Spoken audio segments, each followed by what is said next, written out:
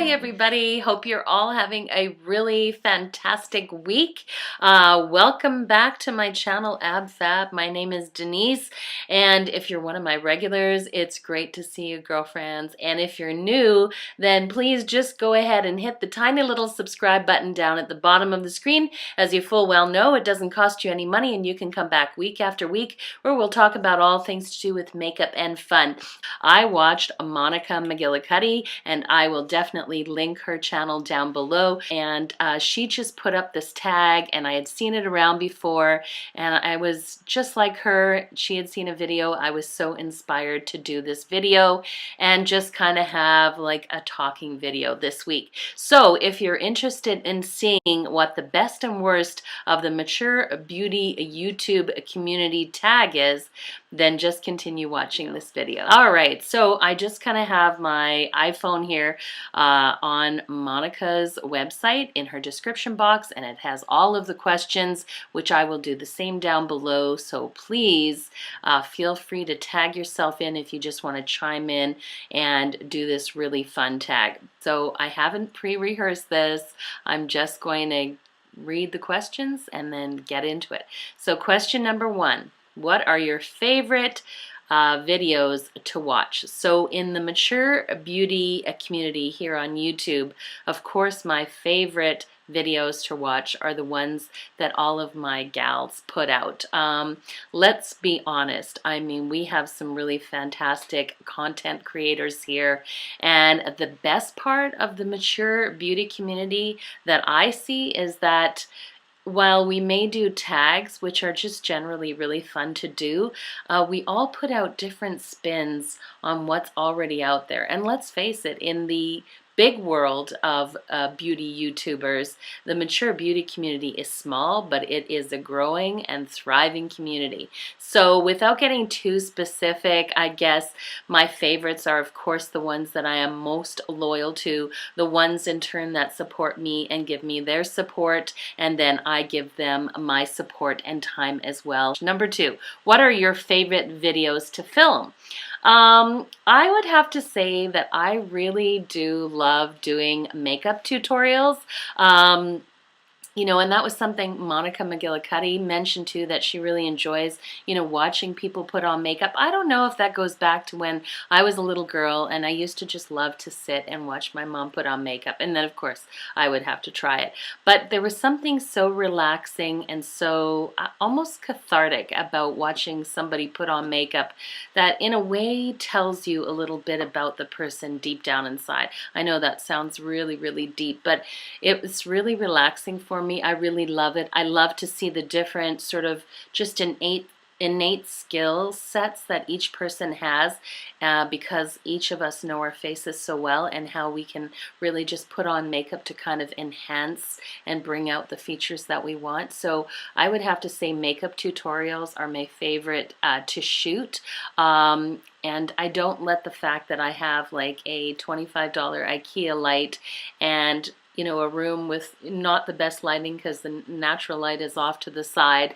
I don't let that stop me. If I want to do a tutorial, I do a tutorial. And I'm always encouraged and supported again by this wonderful group of friends that I have come to love so much. Number three, what are your least favorite videos to watch? I guess my least favorite, if I was going to say there was a least favorite, would have to be ironically, just kind of first reviews. I mean, at this stage of the game, it's nice to see what sort of new things are out there. Don't get me wrong. I love kind of a show and tell video where they've done a haul and then they kind of just, you know, will say, oh, like swatch it out and show you. But as a first just review, unless you've reviewed it for a while, like you did an 8-hour video, I love those, where you put it on, then you come back and you said how it wore. Generally, my very first review videos are not my favorites because I just really want to know what the makeup or the foundation or the eyeshadow was when you know, really put it through the test, I guess. So those are kind of my least favorites. And one thing that Monika touched on which is also something I probably do all the time. But it's just the kind of talking videos, but there's really no content or direction to the video, because let's face it, all of our time is just super valuable. We are all really busy ladies. Number 4, what is your favorite part of the beauty community? Well, I think I've touched on it many times. My favorite part is just the camaraderie and the support and the willingness to be so positive. I've not experienced anything that has been negative or has pulled me down in any way. This has been the most amazing. This is my 2nd year going into YouTube, and this has been my most fun I've had in such a creative venue to sort of express my love of makeup and to share that with like-minded people. So that is my favorite part. Number 5, what is your least favorite part of the beauty community? Well, not talking specifically about the mature beauty community, because I have not seen this, but I have seen it quite often in the general YouTube beauty community, and that is all of the drama. You know, younger YouTubers going to these big makeup conventions, which to me just look like a whole lot of fun and an excellent excuse to get together with friends and party, and somehow drama is brought back, and then they discuss it at great length and put out multiple videos talking about who said this and who was mean to so-and-so and who lied on their videos. Because let's face it, drama actually brings in more views and more subscribers, but that's my least favorite part of it. That ugly part of the makeup community, I don't want anything to do with, and I don't have to, because I'm part of a really awesome and positive mature beauty YouTube community. Number 6, what motivated you to start your channel? Well, I guess it goes a little ways back, just simply because I really got interested in makeup. I've always loved makeup, but I really just wanted to take my skill set up to the next level, and I had heard that YouTube was a great place to just go and pretty much, you know, search anything that you wanted to learn and you could learn. And the first person I stumbled upon for how to just put on makeup properly was Michelle Kwan. I mean, one of the princesses, if I could say that, of the YouTube beauty community. And she just had such a natural way of reaching through the screen and really sort of making you feel like you were best pals and that you were sitting side by side and she was telling you how to put on your makeup. And I really got intrigued then. But then when I started looking around, there wasn't a lot of ladies on there, a lot of females that were near my age, and I just thought there has to be more out there than just what I see. And so I finally thought, you know, I've always had that creative passion inside. I've always been involved in theater and music, and to me, I just thought, you know what, I'm going to get on there, as scary as that seemed, put myself out there and just start doing my videos. And then I met all of you and everything has changed. Number 7, what most inspires you on YouTube?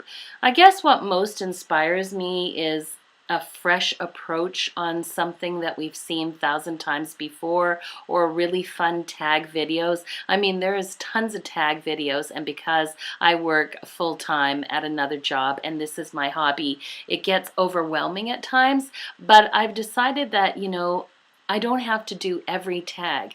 Tags that sort of like inspire me, like Monika's answers to this tag and watching a few other ladies do tags, that's what inspires me. As long as it's fresh and original, that's what really inspires me. I'm looking at my phone, by the way, if you see me looking down. That's number 8. What is your number 1 thing that you would change about the YouTube beauty community? What would I change?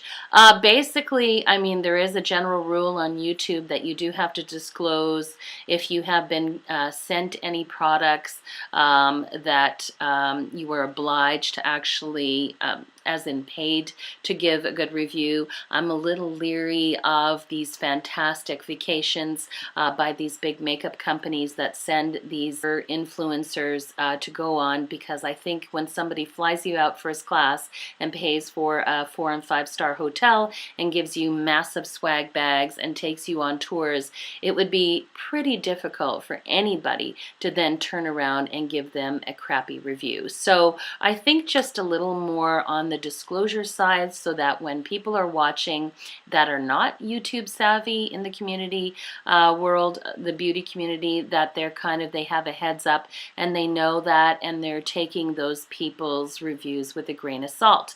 My favorites are the really small YouTubers who buy all of their things, and even if they're sent them from PR companies with no strings attached. It's like, here's our product, try it out and let us know what you think.